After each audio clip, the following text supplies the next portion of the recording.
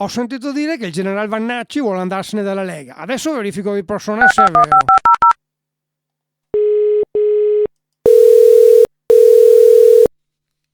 Pronto? Pronto, buongiorno generale. Meno male che i militari sono maniaci dell'ordine. Complimenti per la puntualità. 25 minuti di ritardo. Domando scusa, ma avevo messo la mimetica nell'armadio e non la trovavo più. Ma che tuta mimetica è? Una tuta da camaleonte? Lasci perdere, guardi, perché uno dei motivi per cui io me ne vado dalla Lega è che voi, veneti leghisti, continuate a esportare lo spritz, una bevanda piena di coloranti e completamente rossa. Sicuramente l'avrà inventata un comunista.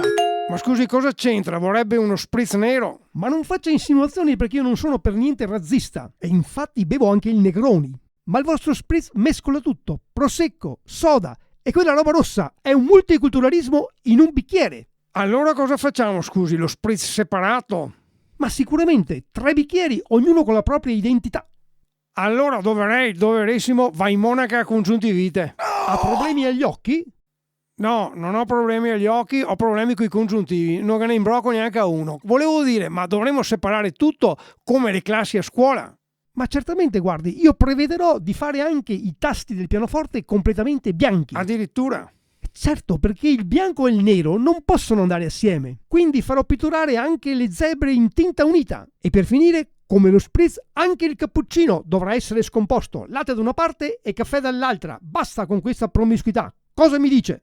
Vabbè, guardi, basta che non vada via dalla Lega, lo spritz glielo faccio io e siccome il generale sarà di alto grado.